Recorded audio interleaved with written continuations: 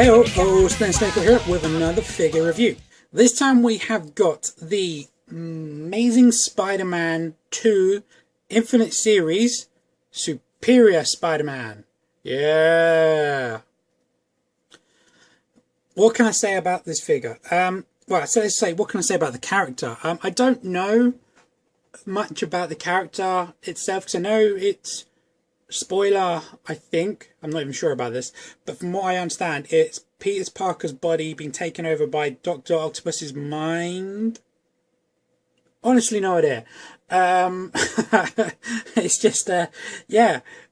I haven't read the comic wave. I did want to, actually. It did sound quite interesting, but just haven't had the time.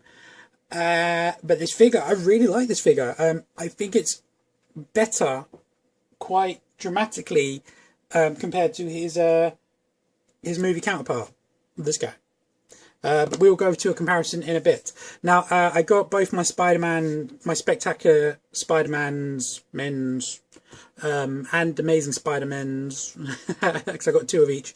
I got them all loose. Only one set came with bath parts, the other one loose. So this is fundamentally what the box would look like, but it would say something different here. And it says,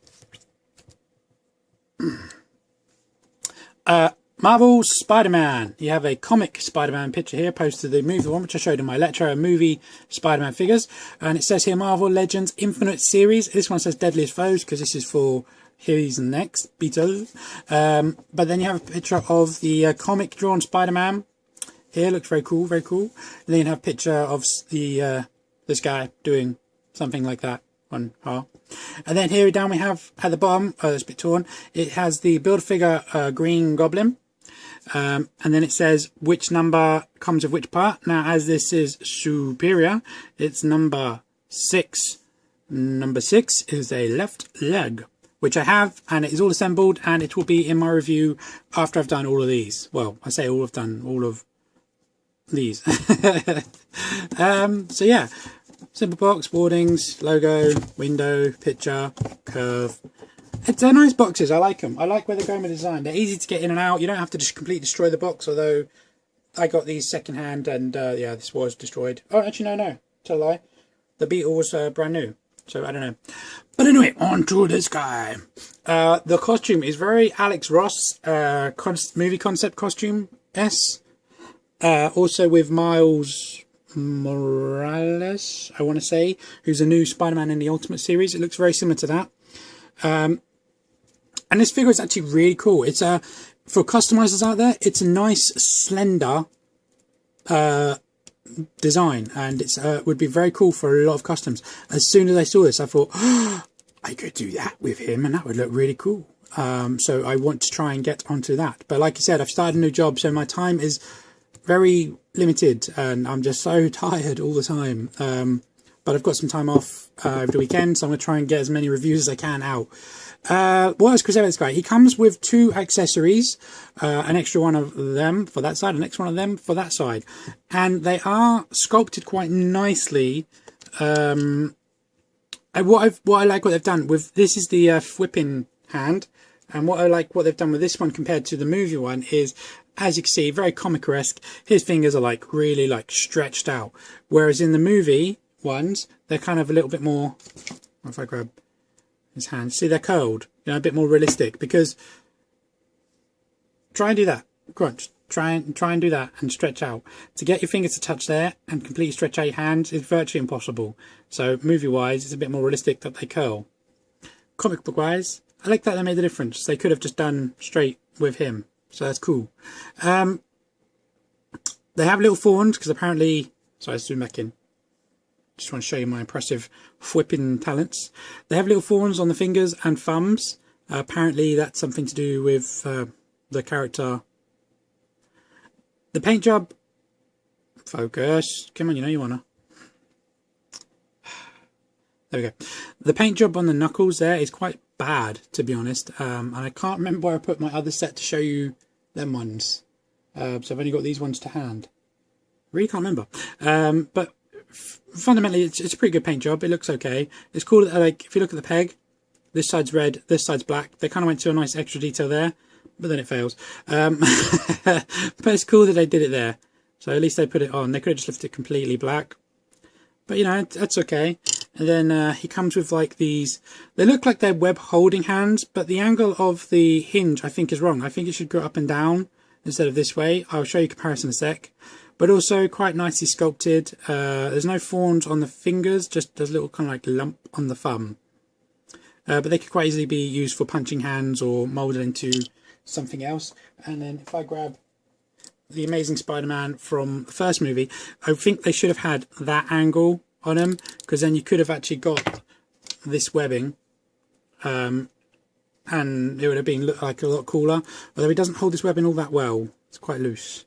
But you could have easily done a picture or a stance or a pose or something holding this if the angle was a bit more, you know, that. And he just fell on the floor. It's cool. Anyway, onto this guy. The sculpt itself is actually really, really nice. Paint job is a bit kind of hit and miss, if you ask me. The shoulders paint is completely different from the shoulder, and the kind of butterfly joint paint is completely different from the torso and the head. The head, the webbing on this guy is messy, but I think it's supposed to be that way. And the spider, as you can see, is part of the actual black. It's kind of weird that this torso is fundamentally more black than red, yet they've chosen to use a red plastic, which I think's weird. But the articulation on this guy is really good. And it does kind of suffer the same thing gripe I said about this guy with his shoulder butterfly things being very weak, and I'm worried about him. This is the same. Although he's got a bit over the top, they're only pegged in at the bottom. And I am a bit worried with these, but his shoulders aren't anywhere near as stiff. So I'm okay with them. They're also hidden a lot better. So if you bring his arms forward, you can't even tell. Speaking of articulation, let's go over the head. As per usual, is on a ball peg.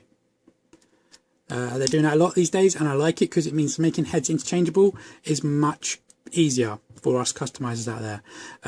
It's got quite a defined jawline, which I thought was quite interesting. Anyway, you can move it back really far to get some great kind of swinging or jumping or whatever. Down also really far.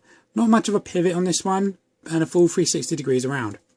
The shoulders have butterfly joints. They can go back like that far, and they can go, actually if I bring the arms out, they can go back that far, and they can go forward that far. That's like not even at the, so they've got great range in there. Then of course you have shoulder rotation, full 360 degree around, and it is slightly ratchety. And they also go up and down, which is also ratchety. Up that high, down like, well, the kind of catch on the ribs there, but it's okay. They go down enough for it not to be silly. Bicep rotation, full 360 degrees. These ones feel also a lot stronger than, as I said, mentioned these ones. And he has a double elbow, which is ratchety, and it bends there. That looks a bit off to me. Sorry, it caught me. I was like, that looks a bit weird, but it's not terrible. And then he has a wrist rotation, full 360 degrees, and he can, wrist goes from that high, I was going to say pivot, I couldn't get the word, sorry, down to that far. I'm sorry, I'm a bit ill today, and I'm really tired. So this one from there to there, so pretty decent range of motion from there. He has an ab crunch, which is really impressive. I mean, that's really far down, and it can go really far back, and there's no holes. So waist cut, ratchety around, full 360 degrees, but it does look a bit weird. That looks weird to me. His hips stick out ever so slightly, so yeah, it looks a bit weird. He has T-cut hips, so he has a Spartan of that, which is very impressive. Loving that. He has a split of only that, which to me is a bit disappointing for a Spider-Man. I think you should at least be able to get him into some kind of close to splits, but I'm okay with it, you know, I don't mind. He has an upper thigh cut, full 360 degrees, and it kind of locks into that place, which is good. He has a double ratchet knee. Great range there. No boot cut this time, and he has an ankle point from there to there with the ankle pivot. His feet are very flat, and it looks like he's wearing socks, which I think is quite cool. Put a bit of sculpt into that. So fundamentally, yeah, I really do like this figure. I think he's going to be a great base, and I kind of want to get some more of him for some other customs I've got in mind. I've got 2 of these, and I have 2 ideas for some customs I'm going to be using. Here's size comparison. He stands just over 6 inches. Maybe actually just 6 inches. And then if I stand him next to the other Spidey getting the wave.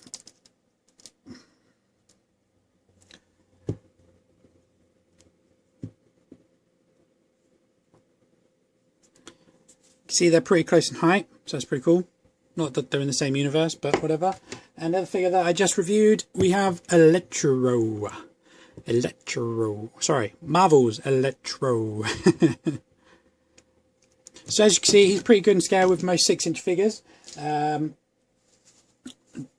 a really good figure. If you're not going to collect the build figures, but you do want a decent Spider-Man, what I would do is I would get this guy, give him a repaint, and just trim off those little things. I think this is a great figure, and I hope they release one of these in classic style. That would be very cool. That would be very, very cool. Anyway, yeah, not much else I can really say about this guy. Thanks a lot for watching, guys. As per usual, please leave any comments below. Please subscribe, and I will catch you guys later. Bye-bye.